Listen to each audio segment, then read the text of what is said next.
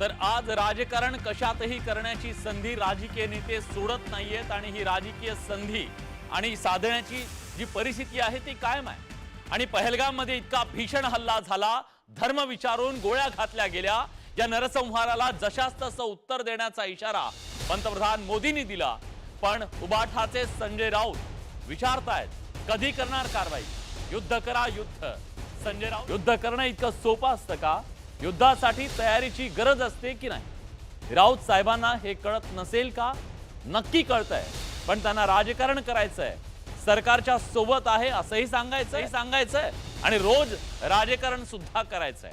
दुसरीकडे काँग्रेस आहे, रोज कोणीतरी उठतं, काय कारवाई केली असं विचारलं जातं। मला आज काँग्रेसच्या नेत्यांनाही विचारायचं आहे, तुमच्या सरकारच्या काळात एवढे हल्ले झाले तेव्हा तुम्ही काय कारवाई केली? मुंबईच्या आत दहशतवादी, मुंबईच्या रस्त्यावर मृत्यूनं तांडव घातलं, काय केलं काँग्रेसनं? पहिले जरा ऐकूया संजय राऊत नेमकं काय म्हणाले, त्यानंतर पुढे जाऊ। हा हल्ला झाल्यावर पहिल्या 24 तासामध्ये पाकिस्तानला धडा शिकायला पाहिजे होता। जगभरात याच पद्धतीनं बदला घेतला जातो जगभरात। आम्ही काय केलं? पाणी बंद केलं असं सांगितलं। पाणी असं बंद होत नाही, त्यासाठी बंधारे बांधावे लागतील, मोठे धरणं बांधावे लागतील, अवाढव्य काम, आणि 20 वर्षांनी ते धरणं पूर्ण झाल्यावर पाणी बंद होतं। आम्ही काय केलं? पाकिस्तानची 27 यूट्यूब चॅनल्स बंद केली। हा काय, याला का बदला म्हणतात? हा का बदला आहे?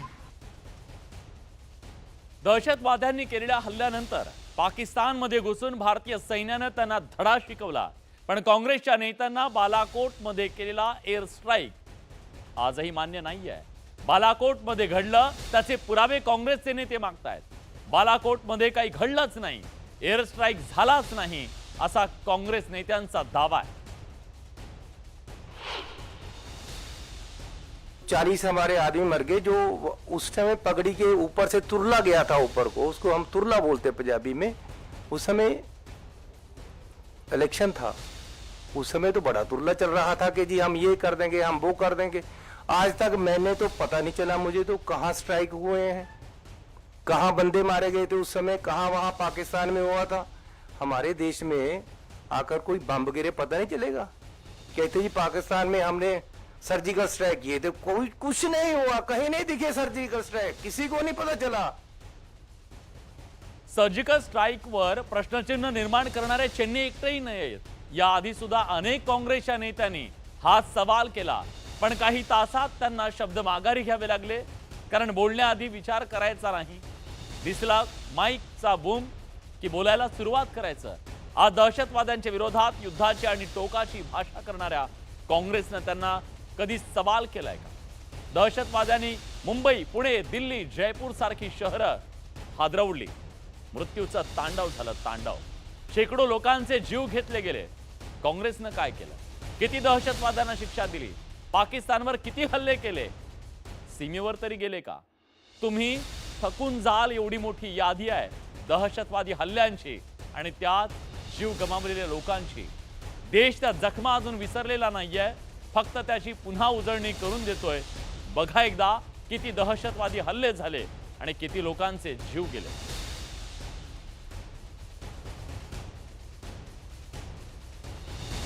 सगळ्यात मोठा दहशतवादी हल्ला झाला मुंबईवर 1993 साली। हा सगळ्यात मोठा दहशतवादी हल्ला होता। 12 मार्च या दिवशी मुंबईतल्या 12 ठिकाणी RDXनं भरलेल्या गाड्यांनी मुंबईला रक्तबंबाळ केलं। यात 257 जणांचा जीव गेला तर 1400 जण जखमी झाले। या हल्ल्याचा मास्टरमाइंड होता कुख्यात डॉन दाऊद इब्राहिम, ज्या दाऊदला गेली 32 वर्ष पाकिस्तान पोचतोय अगदी सही सलामत, पण त्याला पाकिस्तानात जाऊ देण्याची आणि त्याला ठेचण्याची हिम्मत कधीच दाखवली गेली नाही। उलट नाकाखालून तो पळून गेला, हेही महत्त्वाचं आहे। 2006 मध्ये मुंबईत पुन्हा साखळी बॉम्बस्फोट झाले। अवघ्या 11 मिनिटांच्या अंतरात 7 बॉम्बस्फोट घडवून आणले। पश्चिम रेल्वेच्या उपनगरी विभागात धावणाऱ्या गाड्यांमध्ये घडवलेल्या बॉम्बस्फोटात 209 लोकांचा जीव गेला, 700हून अधिक जण आयुष्यभराचे जायबंदी झाले। पुढच्या 2च वर्षात म्हणजे 2008 मध्ये देशाची आर्थिक राजधानी असलेली मुंबई पाकिस्तानातून आलेल्या दहशतवाद्यांनी पुन्हा एकदा घायाळ केली. दहशतवाद्यांचा देशावरचा हा सगळ्यात मोठा हल्ला होता. 26/11च्या दहशतवादी हल्ल्याच्या प्रामुख्यानं मुंबईतलं Taj hotel, Oberoi hotel, Chhatrapati Shivaji Maharaj terminals, Nariman point हे टार्गेट होतं. अतिशय मोक्याच्या या जागा, या हल्ल्यात 166 लोकांचे जीव गेले. 300हून अधिक लोक कायमचे जायबंदीज. या हल्ल्यात पाकिस्तानचा नागरिक असलेला अजमल कसाब हा एकमेव दहशतवादी आपल्या पोलिसांनी जिवंत पकडला. ओंबळे आठवत असतील तुम्हाला, जो पाकिस्तानच्या दहशतवादाचा सगळ्यात मोठा पुरावा होता. पण त्या पुराव्याचं आम्ही काय केलं? त्याच्या विरोधात जाऊन पाकिस्तानमध्ये घुसलो का? नाही. धडा शिकवला का? नाही. काय केलं? काही केलं नाही. म्हणून दिल्ली हायकोर्टाच्या बाहेर पुन्हा सप्टेंबर 2011 साली बॉम्बस्फोट झाला. दिल्ली उच्च न्यायालयाच्या बाहेर झालेल्या या बॉम्बस्फोटात 15 लोकांचा जीव गेला. 70हून अधिक जण जखमी झाले. ही मालिका इथं थांबली नाही. पुणे जर्मन बेकरी बॉम्बस्फोट झाला फेब्रुवारी 2010 मध्ये. पुण्यातल्या जर्मन बेकरीच्या बाहेर झालेल्या या बॉम्बस्फोटात 17 लोकांचे जीव गेले. 60हून अधिक जण जखमी झाले. हे अजून इथं थांबलं नाही. पुढचा मालिका होती ती जयपूरची साखळी बॉम्बस्फोटांची. मे 2008ची जयपूर शहरात एका दिवशी 8 साखळी बॉम्बस्फोट झाले, ज्यात 63 लोक मारले गेले आणि 200हून अधिक जण जखमी झाले. त्यानंतर पुढे अजून एक साखळी बॉम्बस्फोटाची मालिका अहमदाबादमध्ये. जुलै 2008 अहमदाबादमध्येच 21 स्फोटांनी 56 लोकांचा बळी घेतला. 200हून अधिक जण जखमी झाले. सामान्य माणसाच्या बळींची ही मालिका अखंडपणे सुरू होती. दहशतवादी हल्ले थांबत नव्हते. आणि या दहशतवादी हल्ल्यांच्या मागे कोण होतं? पाकिस्तान आणि त्यानं पोचलेले दहशतवादी. पण तत्कालीन काँग्रेस सरकारनं एकदा तरी पाकिस्तानला प्रत्युत्तर दिलं का? तर त्याचं उत्तर आहे नाही. काँग्रेस सरकारच्या काळात दहशतवादी हल्ल्यानंतर पाकिस्तान विरोधात फक्त राजनैतिक, कूटनीतिक आणि गुप्तचर यंत्रणांच्या द्वारे कारवाईवर भर दिला गेला. प्रत्यक्ष लष्करी कारवाई करण्याची हिंमत कधीच दाखवली गेली नाही. कारण काय? कारवाई केली तर भारत पाकिस्तान युद्ध होईल. पाश्चिमात्य देश आपल्या विरोधात जातील, मुस्लिम राष्ट्र विरोधात जातील. अमेरिकेनं डोळे वटारले की गप्प बसायचं आणि पुढच्या हल्ल्याची वाट पाहायची. प्रत्येक हल्ल्यात मृत्युमुखी पडलेल्या माणसांच्या मृतांना श्रद्धांजली वाहताना फक्त कठोर निंदा, कडी निंदा आणि मेणबत्त्याचे मोर्चे याच्या पलीकडे काय केलं हा सवाल विचारला जातोय. कारवाई व्हायची परत त्या देशात जाऊन, असं कधीच झालं नाही. हे देशानं पाहिलं. पाकिस्तानच्या दहशतवादाचे जिवंत पुरावे असताना सुद्धा पाकिस्तानला धडा शिकवण्याची हिंमत कधी दाखवली गेली नाही. हे देशाला चांगलं ठाऊक. 1992 मध्ये मुंबई बॉम्बस्फोटाने हादरली होती. 12 ठिकाणी बॉम्बस्फोट झाले. तेव्हाचे तात्कालिक मुख्यमंत्र्यांनी जातीय द्वेष निर्माण होणे म्हणून 13वा एक असा भाग सांगितला कपोकल्पित की जिथं एका विशिष्ट धर्माची बहुसंख्य वस्ती ही विशिष्ट धर्माची होती. त्यांना वाटलं की असं सांगितलेली याला जातीय रूप येणार. तेव्हा ही भारतीय जनता पार्टीने आतंकाच्या विरुद्ध लढताना नेहमीच आम्ही एक आहोत ही भाव केला. काही हल्ल्यांच्या नंतर पाकिस्तान सोबत काँग्रेसच्या सरकारनं मर्यादित चर्चा केली, ज्या दहशतवाद्यांवर कारवाईची मागणी केली, पण त्याला फारसं यश आलं नाही. उलट मवाळ भूमिकेमुळे दहशतवाद्यांचे हौसले बुलंद होत गेले.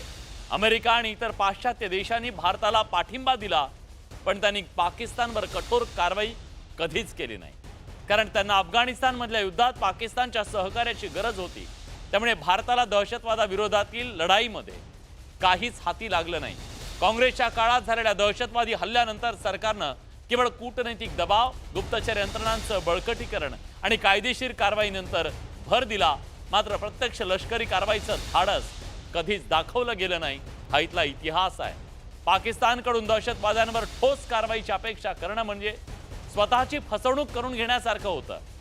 पण तरीही बघा, सत्ता गेली आणि कशी भाषा बदलली आहे. दहशतवाद आणि पाकिस्तान विरोधात कायम बोटची भूमिका घेणाऱ्या काँग्रेसच्या नेत्यांना आज युद्ध हवंय, कधी आजच्या आज हवंय, आणि त्यामुळे सत्तेतून गेल्यानंतर त्यांना झालेली ही उपरती तर नाही ना, असा सवाल विचारला जातोय. आणि आज याच सगळ्या मुद्द्याच्या बद्दल आपण चर्चा करूया. आपल्यासोबत दोन मान्यवर पाहुणे आहेत. आपल्यासोबत आहेत आता बालाजी पाटील, काँग्रेसचे प्रवक्ते, आणि आपल्यासोबत अजित चव्हाण आहेत, भाजपचे प्रवक्ते.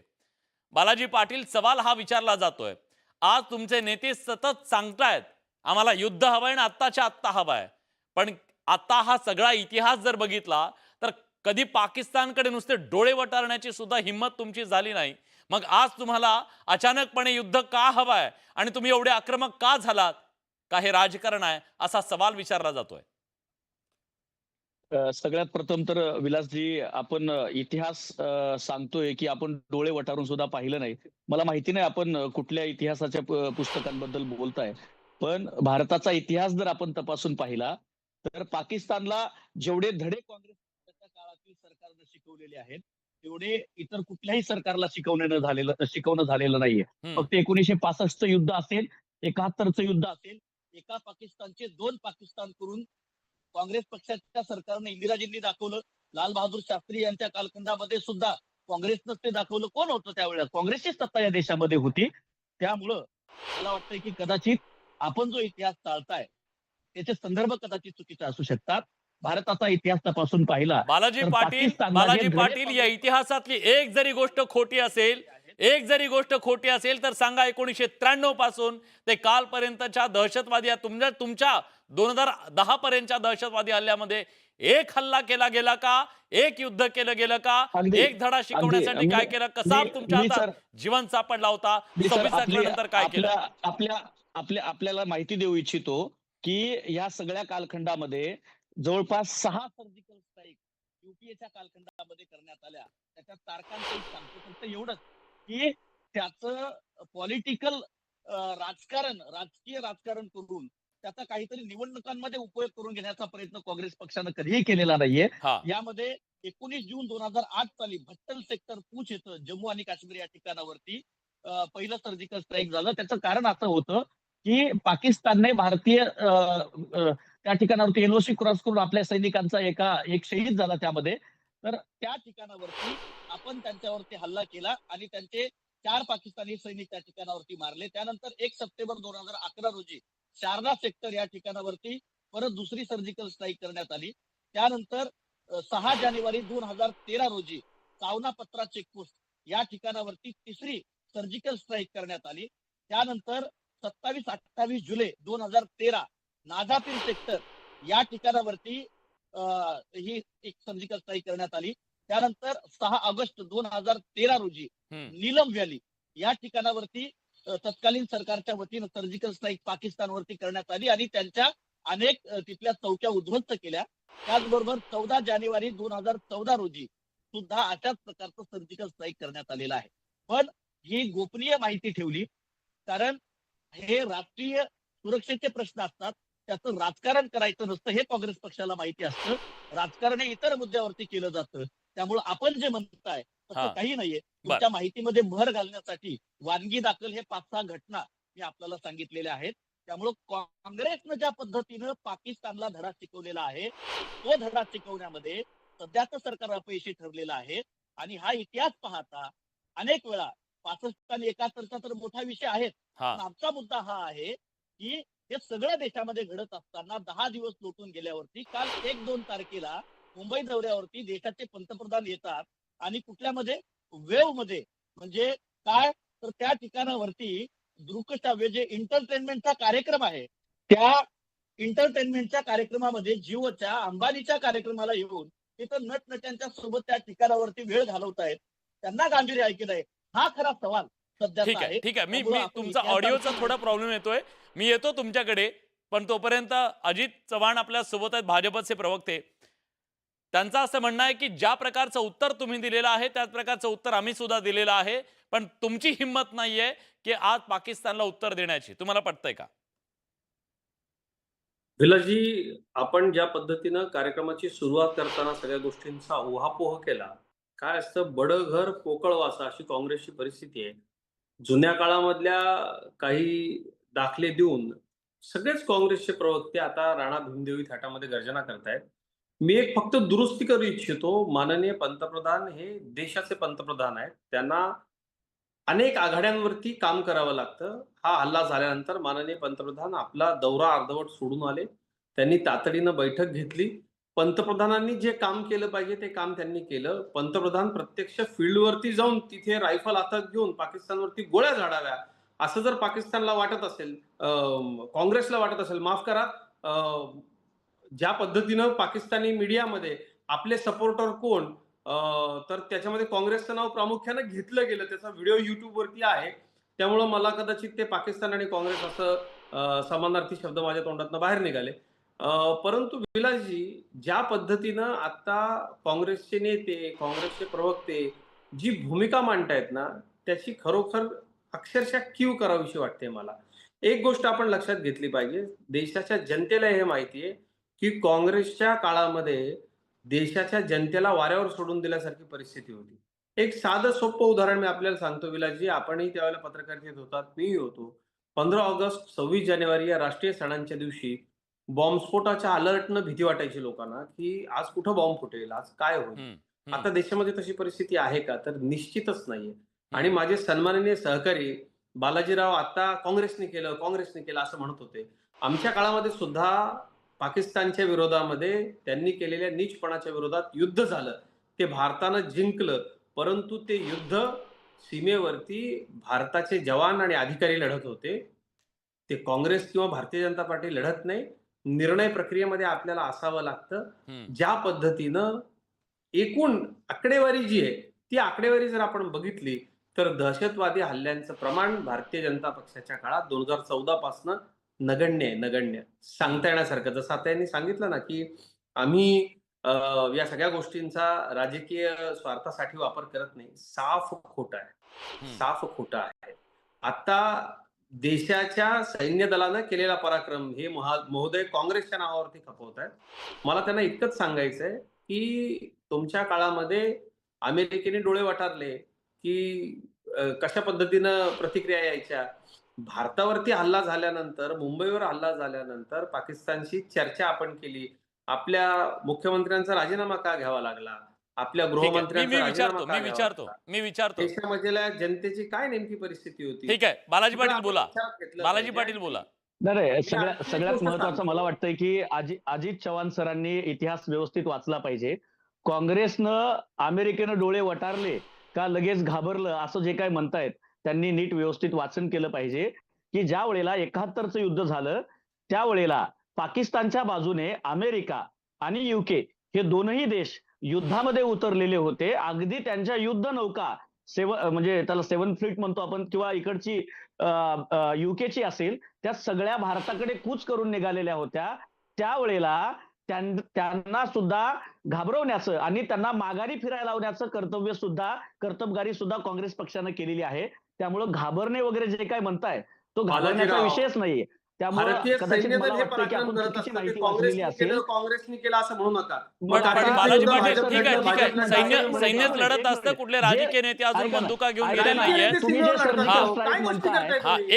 पण बालाजी पाटील हे मान्य करावं लागेल का? अजितराव मला त्यांना प्रश्न विचारू द्या. करत असतं, पण मला हे नमूद करायचंय की सर्जिकल स्ट्राईक करताना मग काय तिथं यांचे नेते गेले होते का? भाजपचे नेते गेले होते का?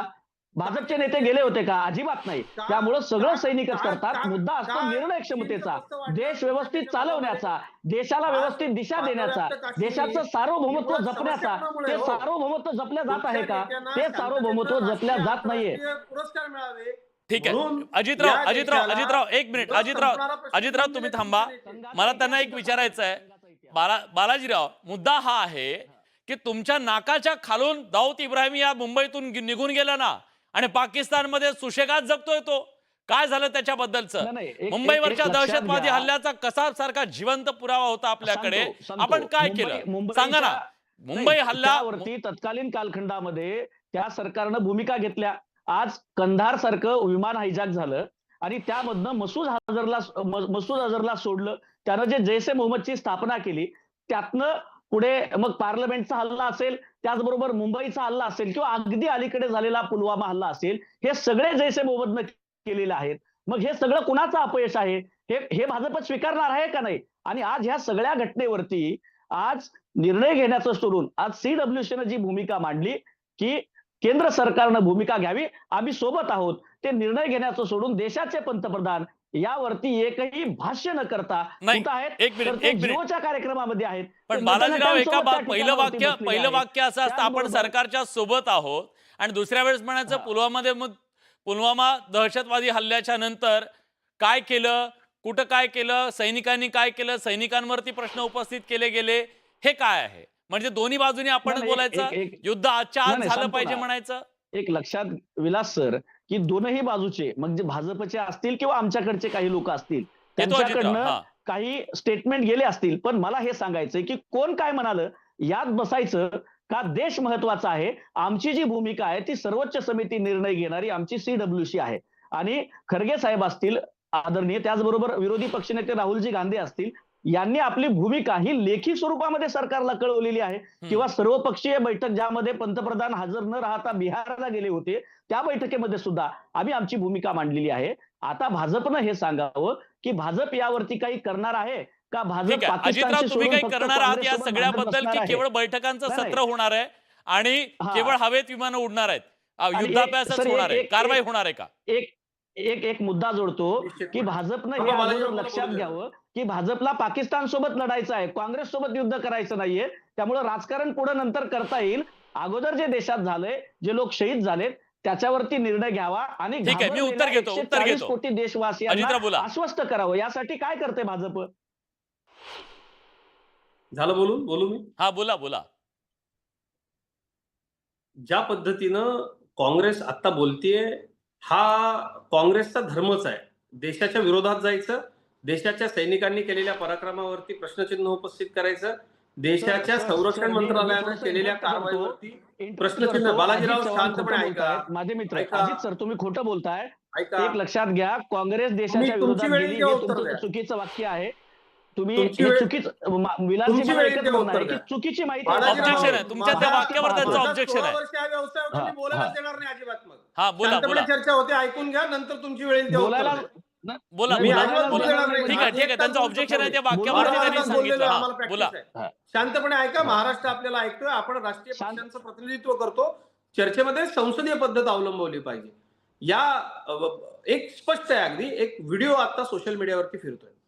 तिथला पाकिस्तानी एक्सपर्ट काय म्हणतोय कि एक अकेला मोदी हमारा दुश्मन तो नहीं है, वहां पे हमारे हमदर्द लोग भी है. और हमारा हमदर्द कौन है? हमारी हमदर्द ममता बनर्जी है, हमारी हमदर्द काँग्रेस है, हमारे हमदर्द लेफ्टिस्ट है. असं तो पाकिस्तानी पत्रकार म्हणतोय. त्याला तुम्ही उत्तर द्या. मी त्याच्याशी बांधील नाही. राहिलं उत्तर देण्याचं, असं उत्तर मिळेल ना, असं उत्तर मिळेल, काँग्रेस पुढची काही वर्ष गप्पच राहील. विलासजी, मोदी सरकारनं नेमकं काय तुम्ही केलं उत्तर त्याच्या काँग्रेसला देणार संदर्भामधल्या- आहात का पाकिस्तानला देणार आहात? म्हणजे नेमकं बालाजीराव, अजित सर मी तुम्ही परत काय परत बोलताय तुम्हाला असं भान सांगतोय, असावं. जरा तुम्हाला शांत राहा, अहो, ऐकून तुमचं घ्या. युद्ध काँग्रेस सोबत नाहीये, तुमचं पाकिस्तान सोबत युद्ध आहे. आपण मुद्द्यावरती चर्चा करावी हीच माझी विनंती आहे. आता बोला. ठीक आहे, झाली विनंती. ओके. मी जे आक्षेप आपल्यासमोर मांडतोय त्याचं उत्तर विलासजींशी बोलताना आपण नंतर द्या. असं पाकिस्तानी विश्लेषकांचं मत आहे, त्याला आपण उत्तर दिलं पाहिजे. आमचं काँग्रेसच्या सोबत भांडण असल्याचं काहीच कारण नाही या विषयामध्ये. उलट सबंध देशानं पाहिलं की तुम्ही सीडब्ल्यूसीची काय गोष्ट करतो. तुमच्या सीडब्ल्यूसीचं तुमचे नेते ऐकत असते तर तुम्हाला नोटीस काढावी लागली असती का की या विषयामध्ये जरा तारतम्य बाळगा, सार्वजनिक कार्यक्रमांमध्ये बोलू नका. काँग्रेसच्या अंतर्गत शिस्तीबद्दल मला बोलायचं नाही, तो माझा विषय नाही. परंतु ज्या पद्धतीनं विधानं आली, देश अत्यंत संतप्त झाला. देशाच्या विषयामध्ये काय विधानं केली पाहिजे. बरं विलासजी, आता कारवाईबाबत मी आपल्याला सांगतो. सरासरी आपण असं पकडू 2014 पासून, त्याच्या आधीपासून 2014 पासून ज्या पद्धतीनं काश्मीरातला दहशतवाद कमी झाला, काश्मीरामधलं दगडफेकीचं प्रमाण कमी झालं, काश्मीरमध्ये ज्या पद्धतीनं दहशतवादी हल्ले होत होते, हे मान्य करावं लागेल की 2014 पासून आता मोदी सरकारच्या कार्यकाळामध्ये हा ठीक एक आहे. असा दुर्दैवी हल्ला झाला ज्यानं देश हलवून टाकला. अत्यंत चुकीचं आहे. त्याच्या संदर्भामध्ये आपण कडक भूमिका घेतलेलीच आहे. आणि यांनी जे आक्षेप उपस्थित केले की त्याच्यामधल्या लोकांना दिलासा द्या, निश्चितपणे ठीक केंद्र आहे, सरकारने मी दिला, माझा राज्य सरकारने वेळ देखील संपलाय, दिला. वेळ संपलाय. मला मला- एक प्रतिक्रिया घेऊया. तुम्हाला पटतंय का? ते म्हणतात त्यांच्या कार्यकाळामध्ये हिंमत नाही नाही, होत आहे मुंबईत साफ- हल्ला नाही, कुठं साफ नाहीये, खोटं आहे. काश्मीरमध्ये दहशतवाद साफ खोटं कमी आहे. झालाय. विलास सर हा. हे साफ खोटं आहे. नेहमीप्रमाणे हे थोतांड मांडतायत. तिथं दहशतवादाचं प्रमाण वाढलेलं आहे. त्या ठिकाणावरती सातत्यानं हल्ले होत आहेत. आणि एक मला महत्वाची इन्फॉर्मेशन इथं शेअर करायची आहे. विनय सुलतान अहो, ज्या नावाचे एक लाल पत्रकार चौकामध्ये आहेत. तुमच्या त्यांनी या काळात संदर्भात कोणी जाऊ नोव्हेंबर शकत 2024 नव्हतं. मध्ये रिपोर्ट त्या मांडला लाल होता. चौकामध्ये M4 सामान्य assault प्रेक्षक rifle, पर्यटक जाऊन M4 आता उभे assault राहतात, rifle, कार्यक्रम अमेरिकी करतात. तुमच्या नाईट विजनच्या अध्यक्षांनी त्या ठिकाणावरती एक मिनिट अजित सर तुम्ही मोहीमचा बोलू आनंद नका. घेतला. अजितराव, अजित त्यांचं चव्हाण, म्हणणं तुम्ही ऐकूया, आतमध्ये बोलू त्यांचं नका. म्हणणं मी ऐकूया. तुमच्या हा. आतमध्ये बोललेलो नाहीये. आतमध्ये बोलू नका. माझी तुम्हाला आतमध्ये विनंती आहे, बोलू तुमच्या नका. आतमध्ये तुम्ही कसे बोलू नाही, बोलता? तुम्ही बोलू नका. तर अजित चव्हाण या ठिकाणावरती खोटी माहिती देत आहेत. काश्मीरमध्ये तिथलं वातावरण धुमसत होतं. 370च्या नंतर अहो, त्या काय ठिकाणावरती परिस्थिती आहे? दोन जनजीवन हाणामार व्यवस्थित आम्हाला व्हावं पाहिजे यासाठी अख्ख्या कुठल्याही देशानं प्रकारे काँग्रेस- एक एक जण, अजितराव त्यांचं म्हणणं होतं. हा. अजित चव्हाण ऐकायला शिका. अजित चव्हाण ऐकायला शिका. मोठ्यानं खोटं खरं होत नाही. तुम्ही मोठ्यानं बोललात देशामध्ये म्हणजे अनेक ठिकाणी तुमचं बॉम्ब खोटं फुटत खरं होते. होत काय नाही. केलं तुमच्या तुम्ही- सरकारने? छोटे तुम्ही छोटे गल्लीमधले अजित लोक चव्हाण पळून गेले, अजित चव्हाण पाकिस्तानमध्ये तुम्ही दहशतवादी अभ्यास झाले. करायला काय शिका. केलं तुमच्या सरकारने? अजित तुमच्या चव्हाण सरकारने अजित मुंबईवरती विलास हल्ला सर, ही झाल्यानंतर अशा प्रकारे तुमचे चर्चा होत मुख्यमंत्री असेल एका आणि दिग्दर्शकाला अजित ती चव्हाण साईड मी दाखवायला तुम्हाला- घेऊन गेले म्हणून राजीनामा अजित- द्यावा लागला. तुमच्या अजित चव्हाण गृहमंत्र्यांनी वेव मध्ये नाही नाही, दहशतवादाच्या आज बाबतीमध्ये आज देश हे सगळं बघतोय. मला वाटतं दोघांनी मिळून आज उभं राहणं गरजेचं आहे, कारण आपली लढाई ही आपापसात नाहीये. आपली लढाई आपल्या शत्रूच्या विरोधात आहे. आणि हे आरोप प्रत्यारोप होत राहतील, पण हे आरोप प्रत्यारोप थांबले विलास पाहिजेत सर, कुठंतरी आता. एक लक्षात घ्या. हा. आमचं एकच म्हणणं आहे. हा. अगदी सर, मला समारोपात एक मुद्दा मला महत्वाचा सांगायचा आहे की देशाच्या आज सोबत देश राहा. सगळीकडे अशा वेळेस आशेनं सरकारच्या पाहतोय, सोबत राहा. पंतप्रधानांकडे, गृहमंत्र्यांकडे माहिती आहे, या पाहतोय देशामधल्या की एका काहीतरी विशिष्ट निर्णय वर्गाला होईल. माहिती आहे, आम्ही त्यांची सरकारच्या बाजू सोबत घेतात. आहोत. त्यामुळे फक्त त्यांना आमची खुश एकच विनंती आहे. करण्याकरता देशाच्या अजित चव्हाण, सैन्याविरोधामध्ये- विलास सर, तुम्ही त्यांना शांत ठीक आहे, केलं तर अजितराव त्यांचं म्हणणं तरी ऐकून आहे. त्यांना शेवटचा शांत मुद्दा केलं तर त्यांचा मला मांडतायत, बोलता येईल. त्यांचा मुद्दा मांडतायत. हा, प्लीज विधान प्लीज. करू नका. ठीक आहे, तुम्हाला हिंदूंचा खार आहे आम्हाला माहिती आहे. हा, पण बालाजीराव हे बोला अजित बोला सर- संपवा. विलास सर, हे योग्य नाहीये. हा, तर मी माझं आवाज एवढंच कमी म्हणणं केला आहे त्यांचा. हा. की आज देशातील 140 कोटी लोक हे आशेनं पाहत आहेत. आम्हाला राजकारण करायचं नाही. आम्ही ते लेखी स्वरूपामध्ये कळवलेलं आहे. जो काही निर्णय सरकार घेईल आम्ही त्याच्यात सोबत आहोत. पण सरकारनं मॅच्युरिटी दाखवावी. पंतप्रधानांनी, गृहमंत्र्यांनी मॅच्युरिटी दाखवावी आणि जी काही उचलायची ती पावलं उचलावीत. फक्त त्यामध्ये निवडणुकांचं राजकारण सन्माननीय करू नये. पंतप्रधान ठीक आहे, नरेंद्र ठीक आहे. मोदी- देशाच्या राजकारणी करू नये असं पंतप्रधानांनी तुम्ही म्हणताय. गांभीर्य अजितराव. दाखवावं. देशाच्या पंतप्रधानांनी गांभीर्य ठीक आहे. दाखवावं. हा. एका सर्जिकल देशाच्या स्ट्राईकनं पंतप्रधानांनी तुम्ही गांभीर्य पूर्णपणे दाखवावं. बेहोश झालेला आहेत आता. जिओमध्ये फिरू नये. त्यामुळं मानसिक संतुलन बिघडल्यामुळं तुमचे नेते जे आहेत ते अजित अशा चव्हाण, तुमचं पद्धतीनं मानसिक देशाच्या संतुलन बिघडलेलं जनतेच्या आहे. विरोधात अजित विधानं चव्हाण, करतात. तुमचं ठीक मानसिक आहे, विषयात संतुलन होते आपण बिघडलेलं आहे. वैयक्तिक नको, हे वैयक्तिक वाद नाहीये. ठीक आहे. माझा मुद्दा हा आहे की आता या सगळ्या पार्श्वभूमीवरती ज्या प्रकारे हे सगळं राजकारण, कुरघोडीचं राजकारण, आरोप प्रत्यारोप हे सगळं होतंय, ही वेळ नाहीये. हे समजून घेणं सुद्धा तितकंच गरजेचं आहे. पण यानंतर आपण जाणून घेणार आहोत आणखीन एक अशा प्रकारचा मुद्दा, ज्या मुद्द्यावरून सध्या आसिम मुनीरच्या बद्दल संपूर्ण देशामध्ये एका नव्या चर्चेला तोंड फुटलंय. काय ही चर्चा आणि आसिम मुनीर का पहलगाम हल्ल्याचा मास्टरमाइंड मानला जातोय आणि त्यानं हे कट कारस्थान का केलं, जाणून घ्या.